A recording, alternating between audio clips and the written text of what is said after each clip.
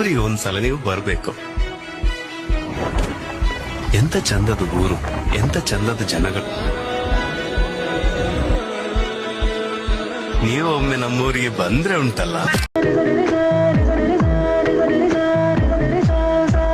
ಯಾರು ನಂಗೆ ಕೇಳಿದರು ದಾರಿನ ನಾನೇ ಕಳೆದು ಹೋಗಿರುವೆ ಅಂದೇನ. ಎಡವಿದ ಕಲ್ಲಿನಲು ಅವಳನೆ ಕಾಣುವೇನ.